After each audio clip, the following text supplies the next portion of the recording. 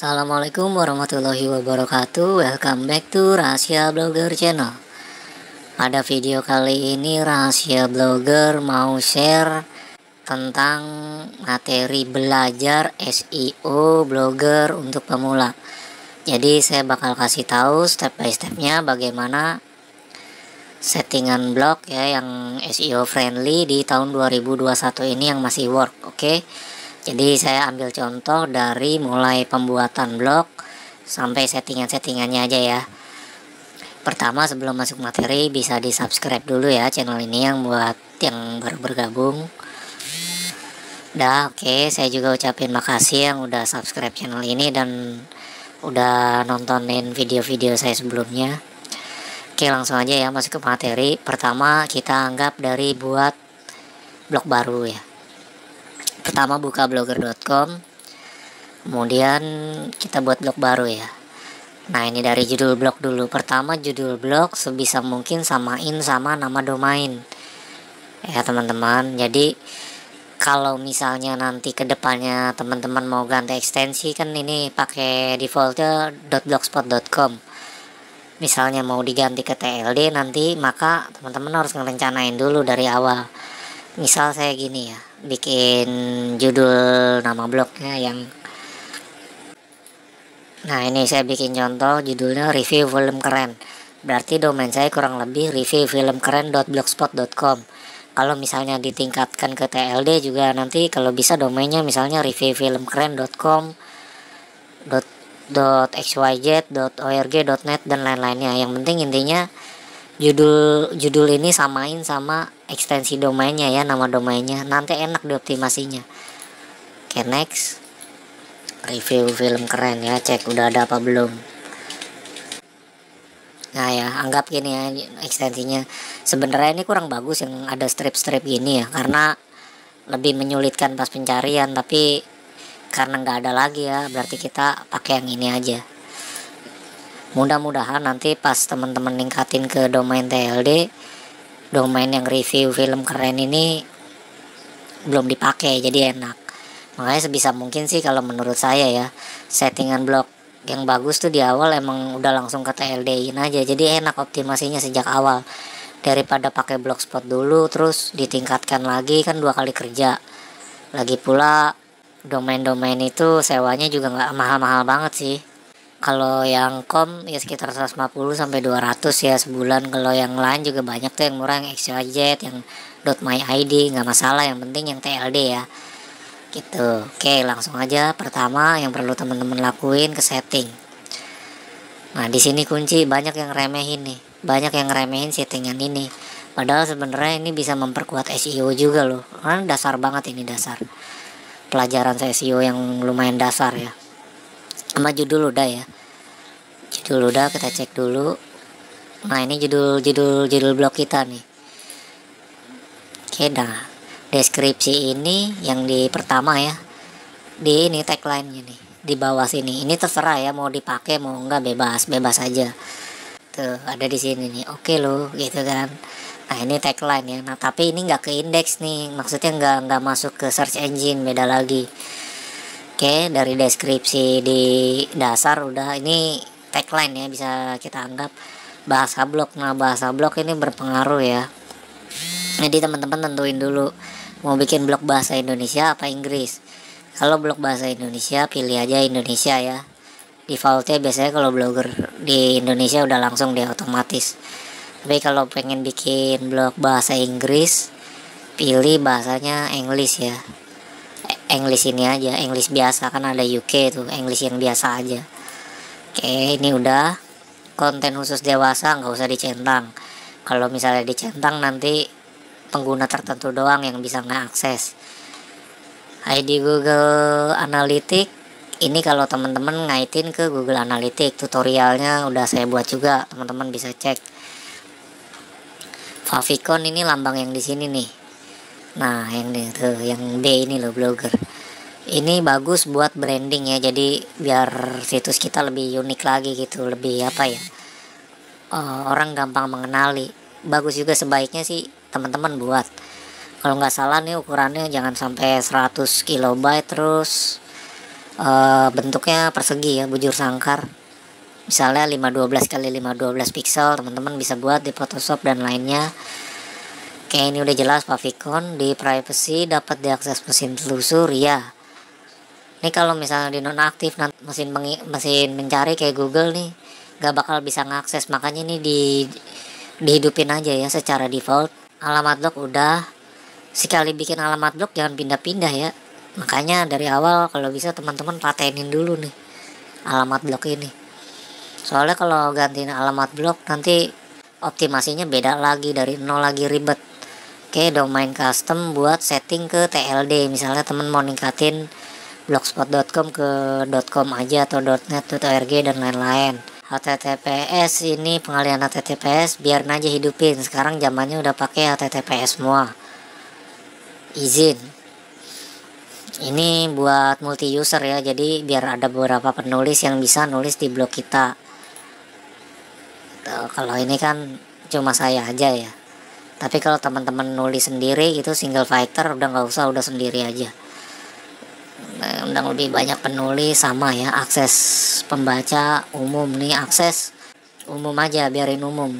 Kalau pembaca khusus biasanya buat materi-materi tertentu, atau misalnya teman-teman nggak mau publis secara umum ya, kayak misalnya cuma tentang curhatan doang atau lainnya, boleh ini di private.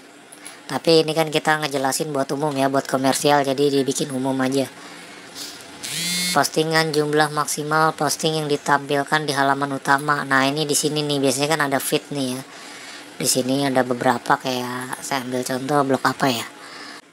Nah, ini feed yang kayak gini nih, 1 2 3 4 5 6. Kalau dia kan berdasarkan kategori ya. Nah, jadi kan kalau di blog bisa berderet. Maksudnya paham ya feed itu yang kayak apa. Kalau misalnya pengen nampilin cuma 3 atau 4, jadi di sini cuma ada 4. Ini kan ada 5 nih, dia per kategori ya. Tapi nanti teman-teman tergantung template-nya juga ya, ada yang bisa disetting, ada yang enggak. Ini kan saya pakai default blogger, jadi umumnya cuma ini aja, kumpulan-kumpulan artikel di depan. Oke, udah jelas. Frekuensi arsip biarin aja ini buat arsip.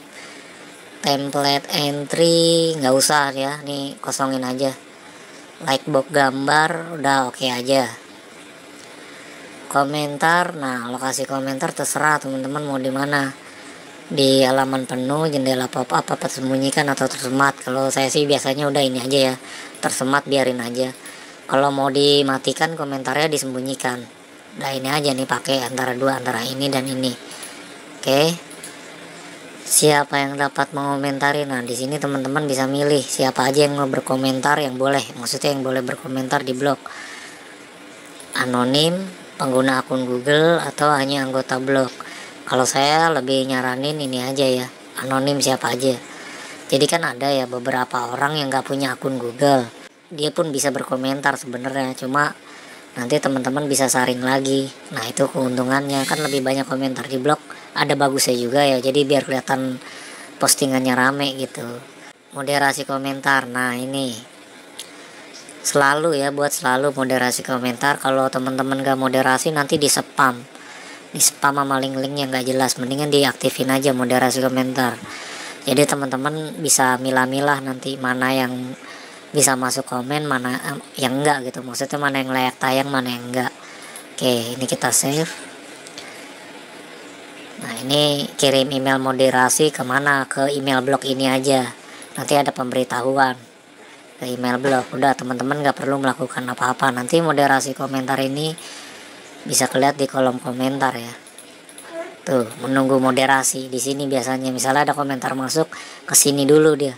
Teman-teman mau ACC apa enggak gitu. Ini mesti rajin-rajin dicek ya kalau dihidupin penyaringan ini. Terus captcha komentar hidupin aja buat menghindari spammer. Ada robot-robot tertentu yang bisa auto poster ya, kayak GSA atau Scrapbox, dia bisa otomatis komen. Makanya teman-teman hidupin captchanya untuk mempersulit langkah mereka ya buat nge-spam.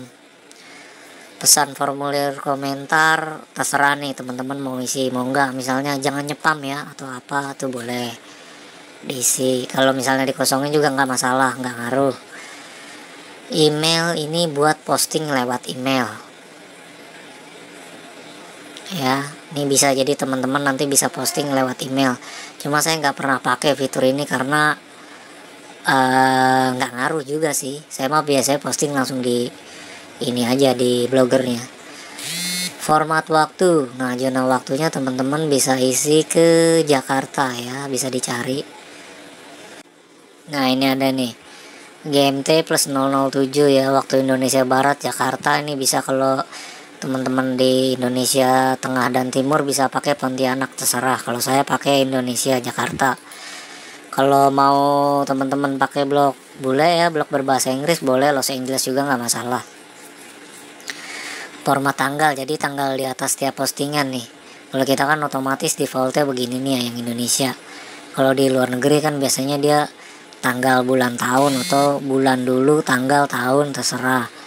Nah ini teman-teman bisa pilih aja, nggak masalah sih, nggak ngaruh sama SEO ini. Tapi yang penting ada buat memperjelas pembaca aja, jadi pembaca tuh tahu kapan postingan ini diterbitkan gitu. Nah ini buat waktu yang di komentar. Kalau waktu di komentar biasanya lebih detail sama jam-jamnya. Ini default aja kayak gini, otomatis nggak apa-apa, nggak masalah. Next, tag meta. Nah ini yang paling penting nih. Ini yang menentukan SEO apa enggaknya nih di settingan blogger ini nih.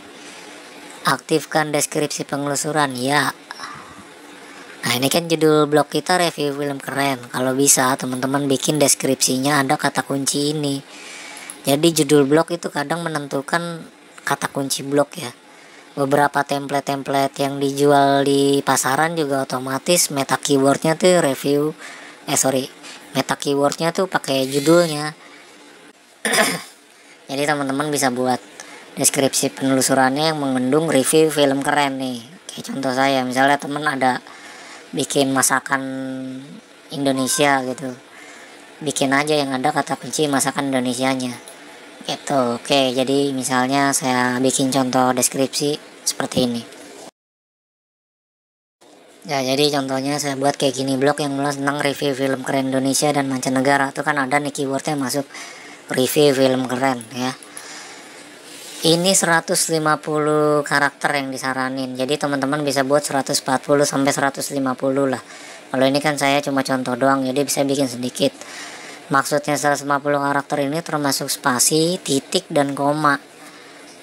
Jangan bikin lebih dari 2 keyword ya dalam deskripsi ini. Jadi misalnya review film keren, saya bikin lagi review film keren, masih oke lah 2. Tapi kalau udah 3 kali, jangan, ini dianggap nyepam takutnya, malah nggak bagus. Jadi sebenarnya 1 juga cukup udah di deskripsi. Deskripsi penelusuran ini yang kita set di tag meta setting itu adanya di homepage. Jadi teman-teman kalau ketik homepage-nya nanti di search engine masuk deskripsinya ini nih. Nah, ini deskripsinya Clickmania nih. Nah, deskripsi itu mau nongol di sini nih. Yang tadi nih yang kita set di tag. Nanti akan nongol di sini. Halaman 404 ini kalau ada yang error akses web kita. Ini halaman 404 ini bisa teman-teman setting, misalnya maaf halaman tidak ditemukan dan lain-lain. Intinya begitu. Ya, ini terserah teman-teman mau isi mau enggak, pengalihan udah nggak usah, giniin aja. Robot.txt boleh teman-teman isi. Robot.txt custom ini pernah saya jelasin ya di videonya, teman-teman bisa lihat. Terus yang ini tag header, sebenarnya kalau udah di setting di sini ininya nggak perlu, cuma kalau teman-teman mau memperkuat nggak apa-apa. Misalnya buat halaman beranda udah kosongin aja begini, biarin. Yang penting kita settingnya di robot.txt ini aja nih. Jadi ininya dimatiin, ininya dihidupin. Atau beberapa orang juga suka pakai yang hidupin ini, ya nggak masalah sih, bisa juga. Google Search Console buat ngindeks. Oke, ini juga videonya udah pernah saya terangin sebelumnya ya, cara submit ke webmaster. Kita nggak bahas ini dulu. Jadi kalau settingan udah selesai, ada postingan 1-2 jadi, teman-teman bisa submit ke webmaster. Cuma kita difokusin ke setting ini dulu ya. Nanti video ini bisa teman-teman lihat selanjutnya. as.txt ini untuk apa, kalau teman-teman punya AdSense ya, sekarang dia minta ads.txt, bisa ditulis. Ini khusus yang punya akun AdSense aja. Kalau misalnya belum ada, nggak usah diisi, kosongin. Impor konten ini buat masukin format XML dari luar ke sini. Misalnya teman-teman punya blog di blog B ya, ini anggap blog A nih, review film keren. Blog B mau dari blog B ini mau dipindahin, bisa pakai impor. Jadangkan konten itu sebaliknya, ini backup nih teman-teman perlu lakuin seminggu sekali nih. Kan setiap hari umpamanya teman-teman update, dalam seminggu kan udah punya 7 postingan tuh, ada tambahan postingan baru. Nah ini pasti di backup. Soalnya kelemahan pakai platform blogger ini, sewaktu-waktu blog bisa ditutup tanpa pemberitahuan. Misalnya sering ke take down DMCA dan lain-lain, sering dapat laporan dari DMCA tentang duplikasi dan lainnya, atau pelanggaran materi hak cipta. Video-video yang ada di blog kita ya. Jadi kalau kita masukin video ada di sini nanti. Terus feed, izinkan feed blog. Saya saranin pendek aja ya. Kalau penuh nanti bisa di AGC. Udah ikutin settingan saya aja ya, pendek aja cukup. Ini buat sindikasi yang di depan nih. Alihkan feed entry nggak usah, footer feed entry nggak usah, judul dan link lampiran nggak perlu ya, nih nonaktif aja. Gunakan draft blogger, boleh iya boleh enggak, anggap kita aktifkan. Oke, profil pengguna, teman-teman bisa setting semuanya profilnya ya, misalnya ditambahin foto, ditambahin ini itunya bisa. Ini buat branding juga sih, maksudnya biar pembaca tahu siapa penulis blog ini gitu. Kalau saya saranin mending isi aja. Nah mungkin itu aja buat kali ini materinya. Jadi teman-teman bisa ikutin settingan yang saya berikan dari awal. Kalau belum jelas bisa dibolak-balik. Kalau mau video-video tambahan tentang SEO bisa lihat video-video saya selanjutnya ya. Yang belum subscribe bisa subscribe. Saya akhiri. Assalamualaikum warahmatullahi wabarakatuh.